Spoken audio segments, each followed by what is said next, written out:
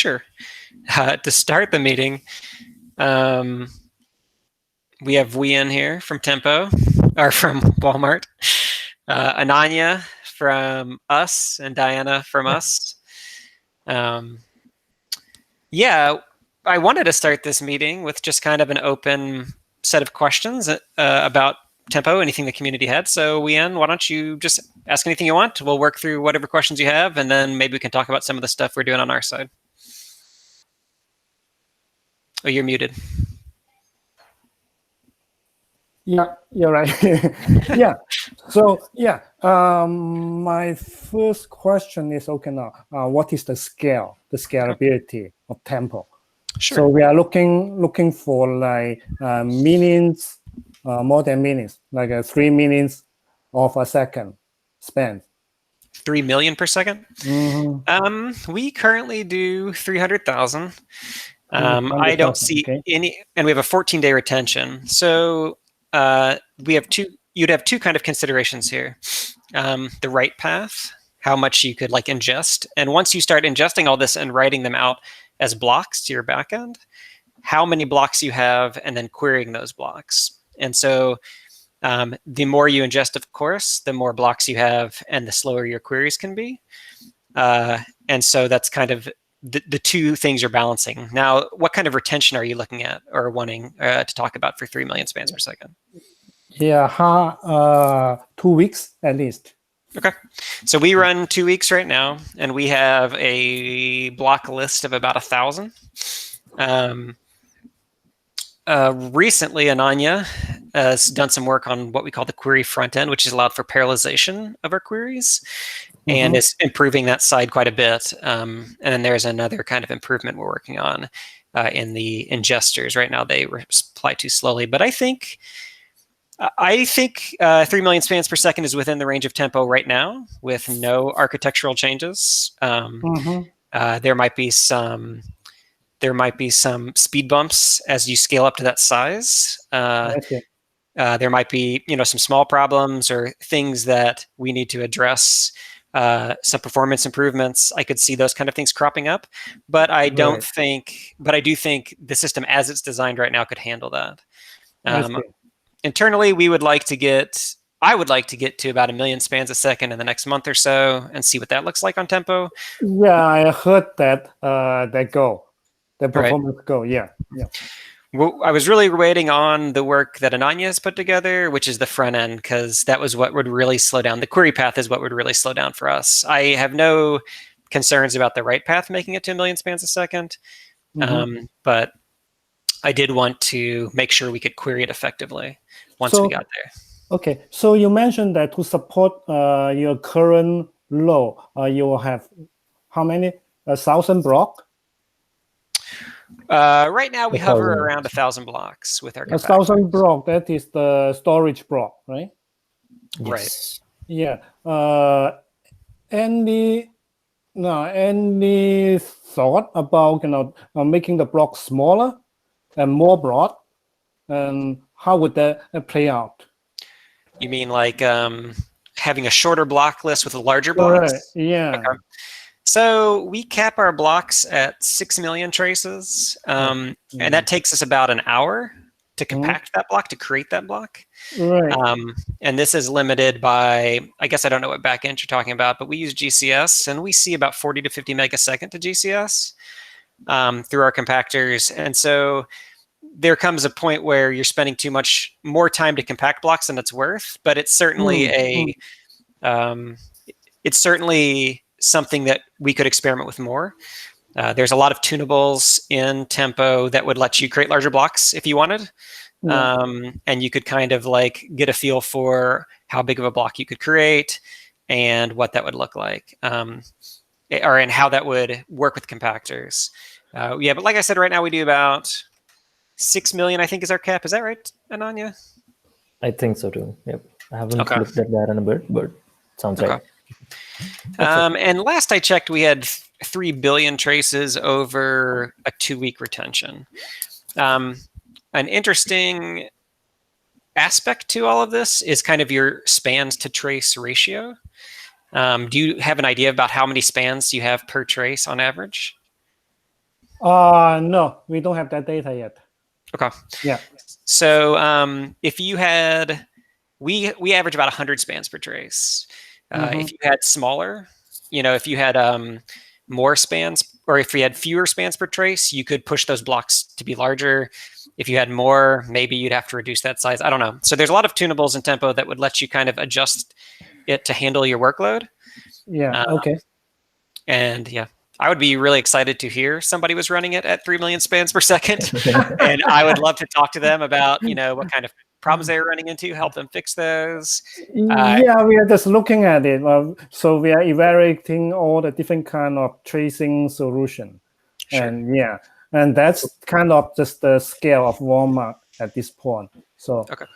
Is that kind of like, like what kind of system do you already have in place, or what use case are you trying to solve? Can you tell us a little more about that? Right now we have Dynatrace as a solution. Okay. And also before we have Dynatrace, we also have in-house developed tracing library. And those tracings are stored in Splunk. So basically, we are just searching Splunk for all the trace. And we are looking forward for the next generation of system. Yeah. Okay. Now, one information will be very helpful for us. Say, for your 1 million performance test goal. Now, besides the 1 million, okay, what kind of scale? I would like to know, okay, what kind of resources, right? How many CPU, how much block storage, and overall cost for that. That will give a very good indicator. Okay, now how can we scale it, and also how costly to do that. Sure. No doubt. Yeah. So that's about it from my side.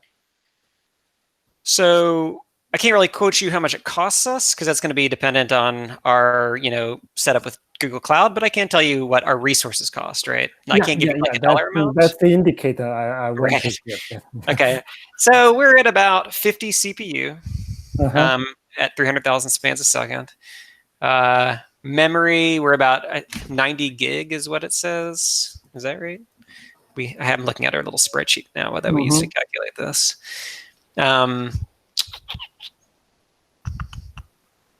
I'd say those are the two biggest drivers, and then we're ingesting 50 megasecond. And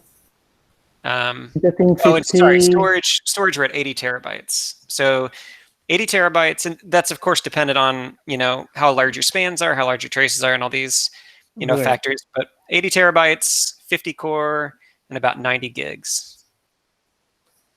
Gotcha. Okay, and that support how many spans per second? 300,000. Gotcha. Okay, thank you. Sure. I can't imagine the bill from Splunk to put 3 million log lines per second into Splunk. No. In Splunk, we don't have that many yet. Okay. Yeah. Okay.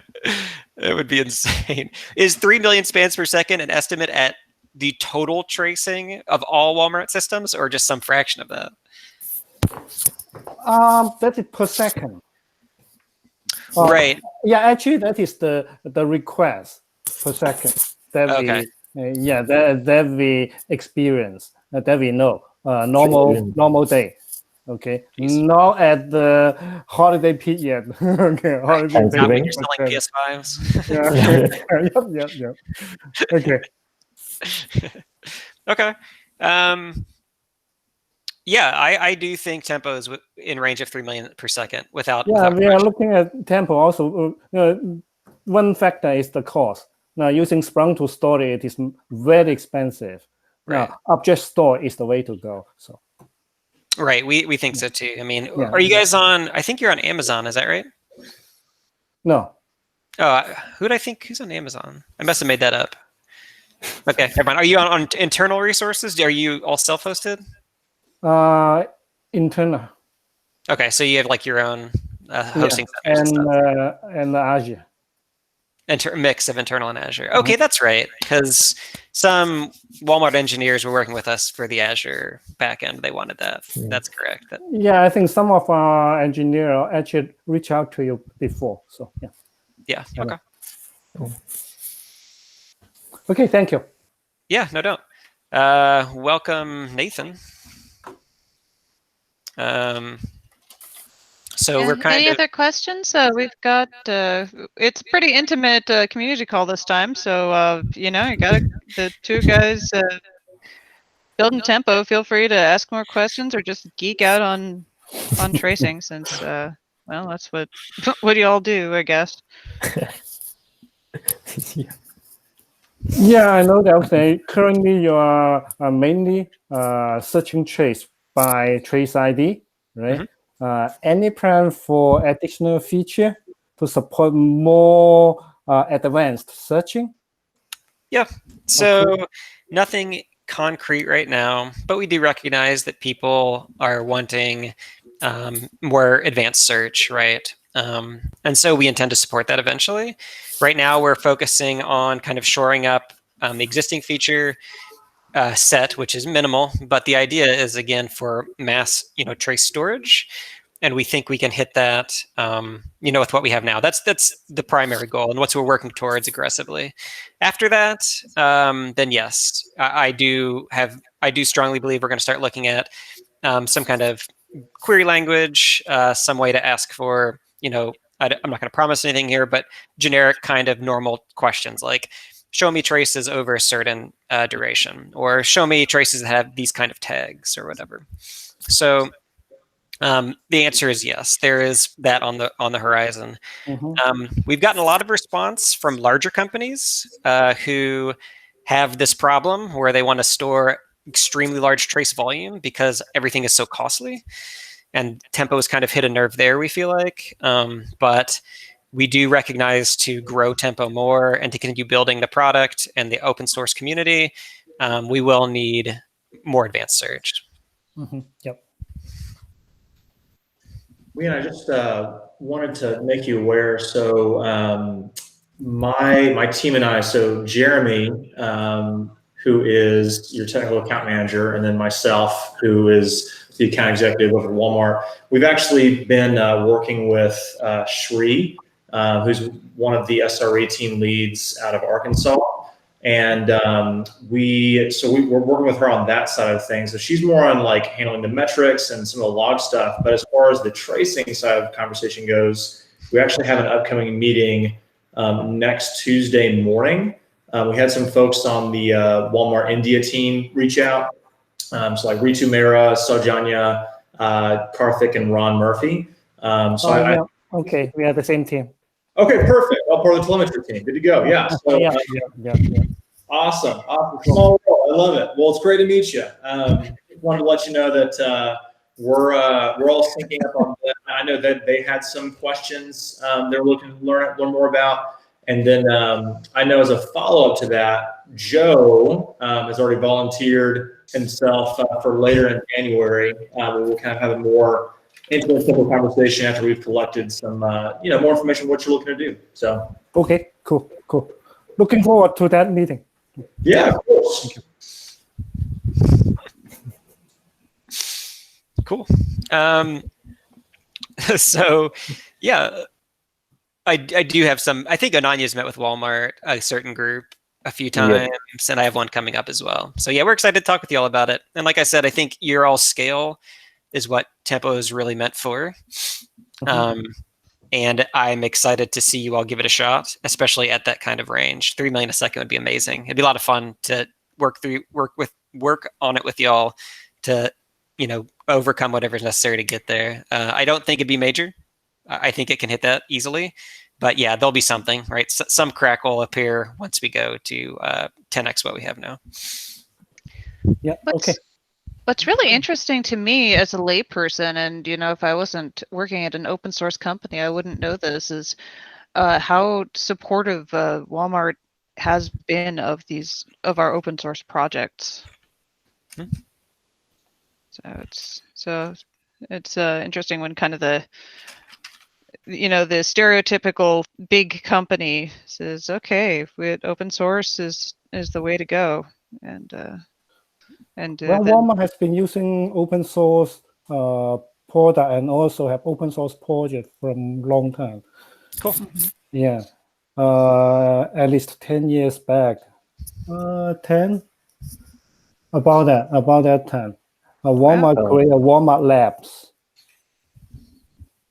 Walmart Labs is more in the e-commerce side and try to use all the open source technology.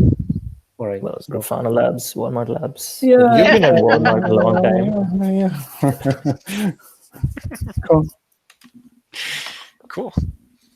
Okay. Well, Rian, if you have any other specific questions, I'll be glad to address them. Otherwise, we have just some more content, other stuff we'd like to talk about. Yeah, go ahead. Yeah. Sure. I'm going to drop off at 9 o'clock. Okay. Yeah, thank All you. right. Yeah, thank you for all the information.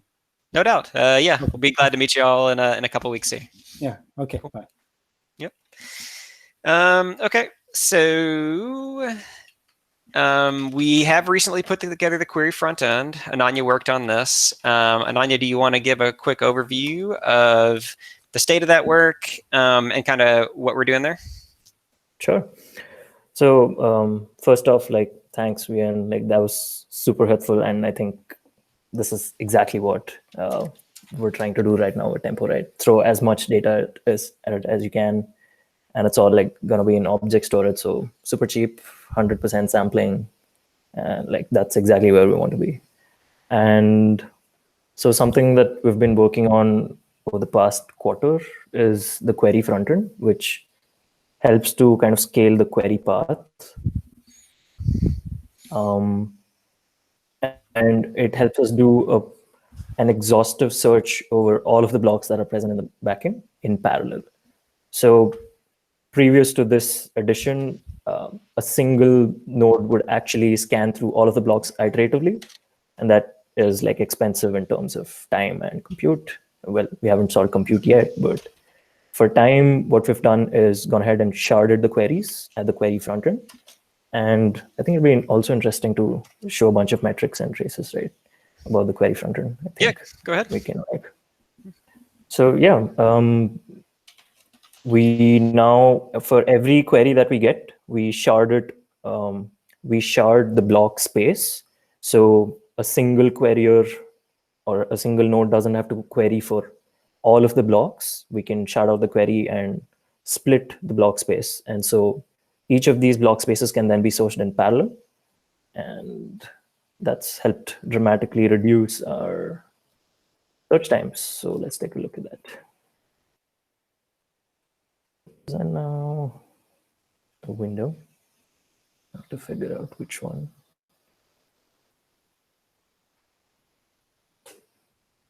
There we go. Do we see a bouncing Grafana logo? Let's switch off refresh times.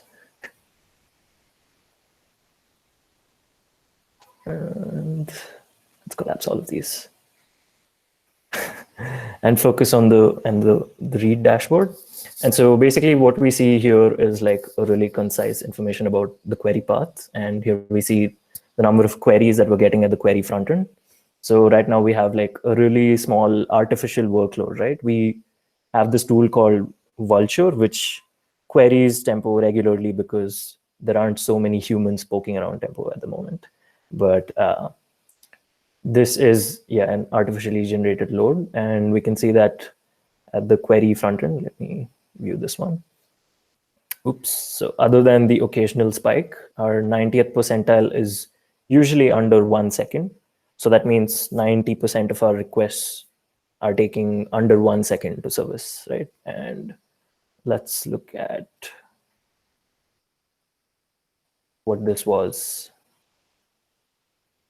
30 days back before we launched the query frontend. We have no data. Great. 35 days. Right, that's because we didn't have query frontend metrics.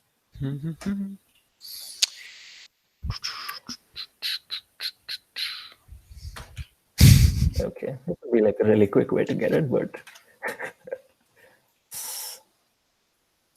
not the most elegant solution.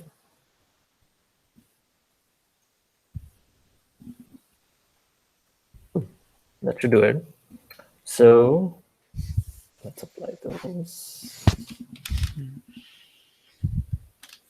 So before we introduce the query front end, right? So this is what it looked like, I think. It was roughly 90th percentile for all of our requests used to be 2 seconds. And then something happened here and it went down to 1 second. And so like the point is that we can, it's not just this improvement, we can now actually scale up the number of queryers, which are actually splitting out the query in parallel and processing it in parallel, right? So if we ever want to reduce the latency even further, we can just scale up the query deployment and this latency will go down even further.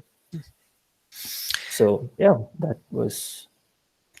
That 2-second P99 is actually driven by some locking in the ingesters, which we recently identified as in a couple days back. So we'll fix that soon as well. And I actually expect to have a P99 in the 500 to 600 milliseconds. P90, of course, and P50 significantly below that. So given the search space, I think we're proud of those numbers, especially the ability to scale and all the work that Ananya has put into that. And I should probably be taking notes here. And like real quick, trace. It's so cool, right?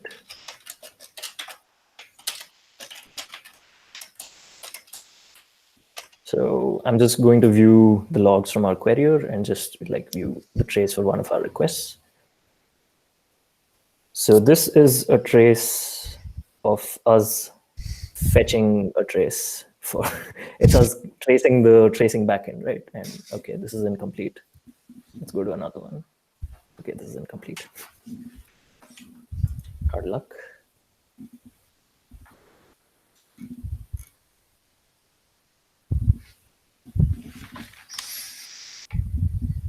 Okay, still missing the front end spans.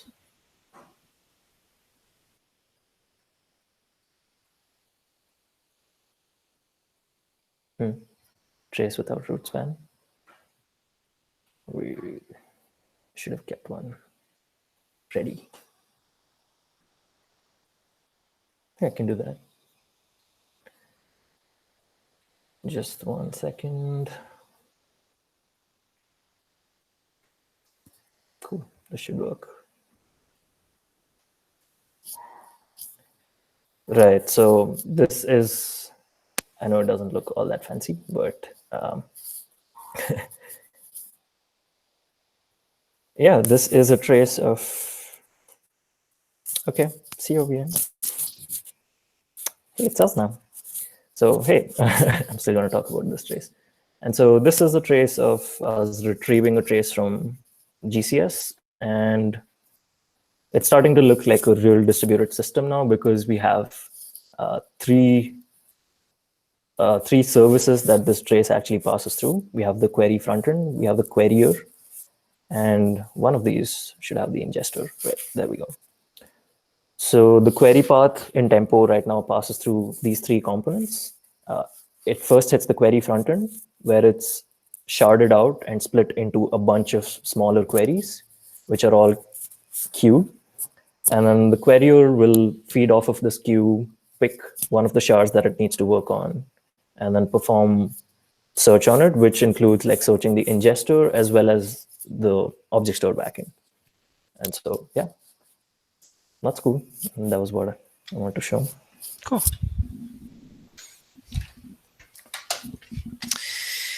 Let's see. So other things I kind of wanted to review. I wish Marty were here. He's currently at our offsite. But Marty recently contributed some really nice gains on the CPU. We were previously marshaling our proto twice and sending it twice, and his changes allow us to basically only marshal them once. We saw almost like a halving of our total CPU cost, or so yeah, our total CPU usage as a result of this. And on the distributor, it makes sense due to the reduction in time in number of times were marshalling because we knew we were doing less work. On the ingester side, we also saw some really impressive gains, though, that make less sense to us, and is something we're still investigating internally. Marty put together a really nice PR, which is currently linked in the doc, linking a lot of different metrics. He starts a good discussion about what we understand and what we don't understand. And so I'd recommend reading through that if you're interested. There's probably some other low-hanging fruit for CPU cost around here and there, but this was a huge win for Tempo TCO for sure, this reduction in CPU usage. At the time that he did this, CPU was actually our largest cost, but now I believe storage is from CPU. Do you want to show the graph of the CPU falling down after the change? Yeah, if I could. Let me look. It's a good idea. I was not prepared to do that, but I can figure it out. Because I'm the same. One dashboard for everything you need. Oh. Well, maybe I can. Oh, there we go. Yeah, let me share this. Present now. A window. Probably this window. Yeah. Yeah. So this is our. What's that? We're gonna see your Slack now. I know, right? That's a double check, and I was not about to record whatever's my Slack at the moment. So this is our, let me do over just like 5 minutes so we know for sure what it is. This is our CPU usage right now. This is after Marty's fix or performance improvement. I don't know how far we have to go back. How long have we been running this in ops? Longer than 7 days. Let's try 2 weeks.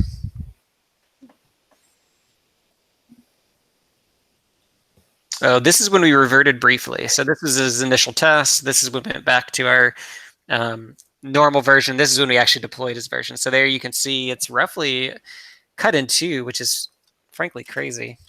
Yeah. Like I said, part of it makes sense and part of it doesn't. It would require us to dig more into gRPC to understand what's going on, why this is occurring. Well, 30 days should work for sure. Yeah. For sure. It was in the winter break.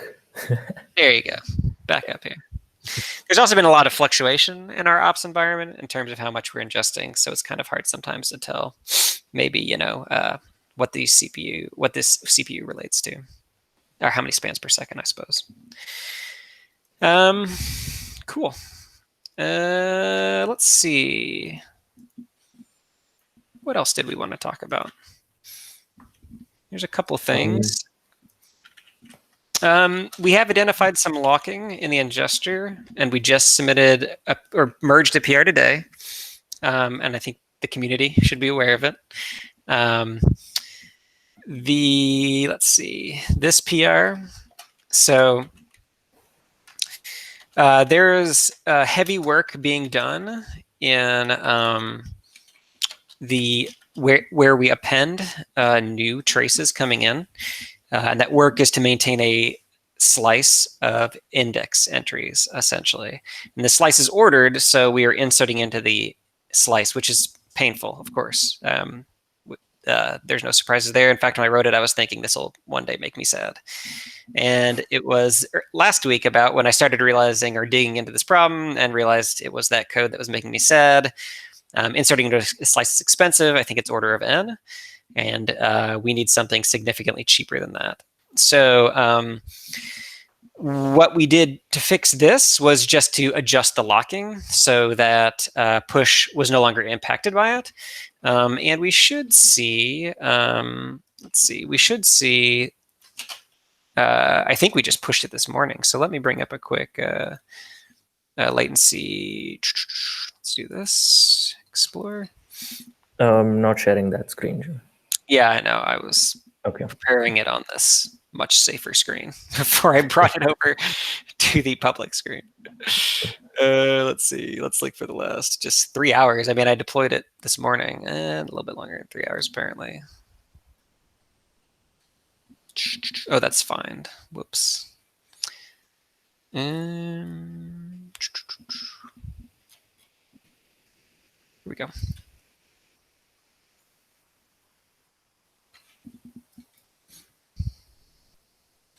So we went from like a P99 of 2 seconds, which really closely matches kind of Ananya's P99 on his query. And so there's about this like P99 locking, or this about 2 second lock, basically, that's killing us. So on the query path, we have this. We were here. It looks like P99 is like 1.8 or something. In fact, let me just hide this since it's killing our graph there. Doink. P50 dropped quite a bit, as well as P whatever this is, or P90 and then P50, right. But P99, of course, came down as well. Let me do. Oh, that looks good. P99. Let me get rid of that huge spike. And so we can see we were about 2 seconds, and now we're about 400 milliseconds, I believe. 500 milliseconds. So it was a huge reduction in latency there. And the same problem exists on the query path, but it'll be harder to fix because we can't adjust the locks this time. We actually have to fix the performance issue. I'm probably going to use a heap, basically, for login insertion and search. It'll just require a little bit of kind of code redoing, code refactoring to adjust kind of how this works. But it shouldn't be that hard, and I expect to get that soon. At which point, Ananya's work on the query front end will be far more obvious, and the ability to scale will be far more powerful. Right now, the ingesters just kill us, no matter how much we scale. Or at least they kill our P99. Yeah, it's just the 99s, I think. Yeah. P90s are below 1 second. Right. But it makes it hard to analyze. It makes it like when I was first messing around with your query front end and doing some scaling and trying to understand the impact, I was not seeing the impact I expected by doing the scaling. And I was unsure if I was configuring it wrong or doing something incorrect. And I realized it was actually that P99, which is driving up our query latency so much, it was making it just hard to see the impact of the scaling. So that will improve soon. Actually, even Memcached, is that how you say it? Memcached connection pooling helped a ton. Like just increasing the number of idle connections, like the number of idle connections, it reduced the connection churn so much, and we're no longer seeing those connect timeouts. And cache latency is stable. It's so much better. Yeah. So we were having a lot of connection churn. Is that what was going on? Yes. Okay. Let me see if I can. I saw you talking about that in Slack one day. I did not dig super into it. Let's see. Cache the overview.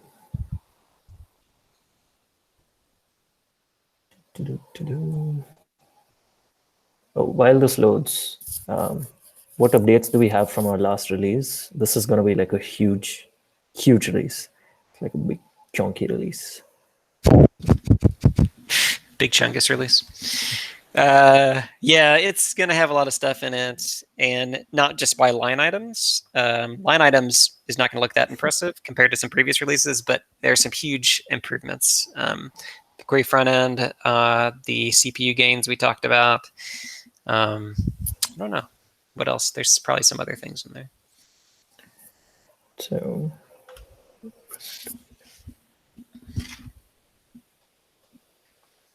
So this is what I was talking about. This is the number of connections we have to Memcached in our tracing ops environment. And this is over a 7-day period, right? And this is when I made the change of increasing the number of idle connections. And if you look here, we have a connection rate of 56. I don't know, it varies, but it's about 60 to 70. And just like increasing the number of idle connections to 100 made our connection rate 0. I mean, just dropped over here. There's no more churn, so we're not like wasting time rebuilding a connection. Cool. I think you'd probably see more query impact again if we were not plagued by our ingester issue, our ingester Yeah. P9, which I'm excited to fix. Cool. Right. So yeah, well, we should have a new PR up soon. I'd hope sometime next week at least. To it won't be an 050, but honestly, most people are not impacted by this unless you're doing pretty high volume. So an 050 probably in the next release, and shortly after we cut 050, we'll have a fix for the query path. Let's see, fix for query path coming soon. What else? We are in the middle of a heavy backend refactor. I'm going to put a couple PRs up here. It's something I'm personally working on. So the one of our goals for V1 is to have compression. So like I said earlier, CPU used to be our largest cost, and now storage is our largest cost. We're currently storing 80 terabytes in GCS. So compression will, of course, help with this. And we actually also expect it to help with query speed. I think it's going to cost us a little in CPU, of course, and memory, because we're going to be doing more work to compress. But I do expect our query speed to go up because we'll be requesting less from the backends when we pull the data. And I, of course, expect our storage costs to go down. We'll see if that's true. I think you're kind of like balancing basically how much compression ratio you're getting, how long it takes to pull that across the wire, versus how long it takes to uncompress. So presumably we'll do this in a way that will give us some time back, because we'll have spent more time transmitting it than decompressing it, but I could be wrong. We'll figure that out. And of course, we intend to do some experimentation and make sure that we're getting some good value out of this before we push it. But the refactoring is basically to isolate the way we write our blocks to the backend to a set of code that we can then essentially we can basically have a shim in between the code that queries and reads and deals with the blocks, and the code that actually writes the blocks. So there'll be just kind of like a logical separation there, which will allow us to have versioned blocks, which is the goal, the real goal of this refactor. So we can make some changes. Tempo, when you query it, will pull different blocks, and we'll know how to deal with an uncompressed block and a compressed block at the same time. It can kind of deal with these different versioning issues. So hoping to get that in, I would say in the next couple of weeks. I've been trying to do small changes. Even some of these PRs are large, and Anya's been kind of dealing with them well. But I've been trying to do a little bit of time because the whole change has been extremely large. Tempo was kind of written as a proof of concept, and it was not really perhaps designed in the most specific way, or it could have been done perhaps better, or at least knowing what I know now. But I think that's normal for software. You always get to a point where you wish you'd done something slightly different, and you do a little bit of rework to make that happen. So we're kind of in that phase right now. Or at least it's common for Agile and open source. So, just growing pains, I bet.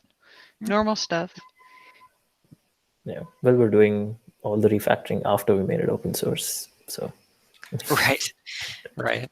So everyone can see. Right. So is the block iteration going to work the same way after we do compression? If that was something that wasn't super obvious to me.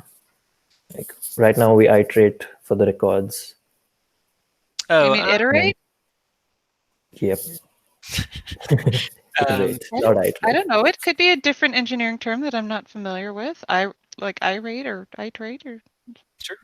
Iterate. Iterate. Okay. No. I think what we're going to do here is, right, so we have that index downsample configuration, right? So for every record in our index, we reference a bunch of traces. Right now we're set at 100, and I think that's the default for Tempo. So every record in the index refers to 100 traces. And so we're going to compress those as a group. essentially. So everything will still look the same, except when you, let's say, you do your find. So right now when we do a find, we pull the bloom filter. We check the bloom filter. If that passes, we pull the index. We use the index to pull a section of the full block of all of the data. And then right now that block's uncompressed, and we immediately start iterating through it. So instead, we will that will be one compressed block, and we'll decompress that, and then we'll start iterating through it. Cool. So that's the goal right now. I'm wondering kind of if it will let us push our 100 traces per record higher, which would reduce our index sizes, which is always good.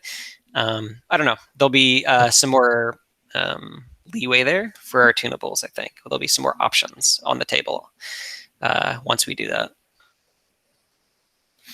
Nice. Yeah, why don't we wrap this up? And Anya, do you have anything you want to end with? Nothing much. I think one interesting thing is, we'll be cutting the 0.50 release soon, this or next week. Comes with a bunch of performance improvements, scalability improvements. So yeah, do check it out. We have, we also added, which backend did we add? Azure blob storage. In this release. We added Redis.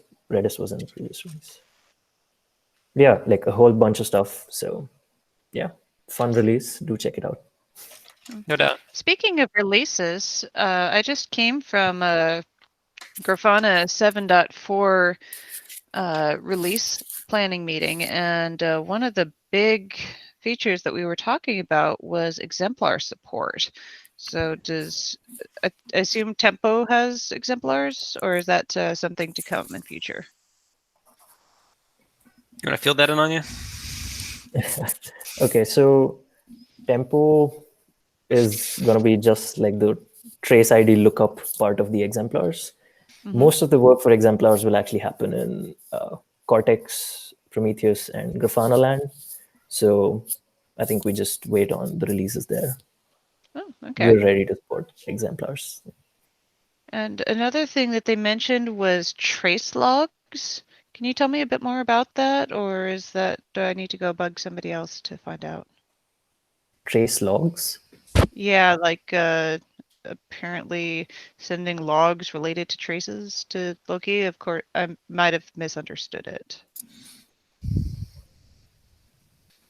It's totally possible that I misunderstood. I was listening to the engineers discuss, and they generally are a little more technical than I always understand.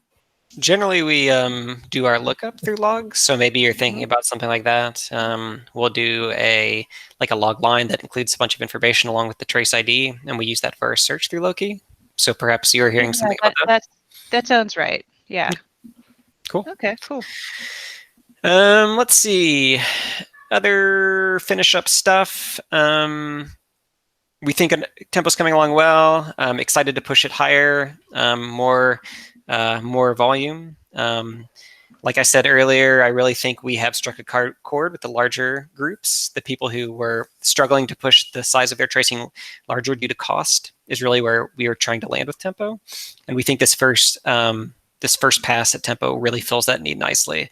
People who are already kind of have the structure to maybe enforce their logging and have their logging all nicely formatted and consistent with their tracing. And this Tempo provides this really powerful backend when you kind of have this set up. However, we are seeing need for search, and we are hearing people say this. So search is on the list.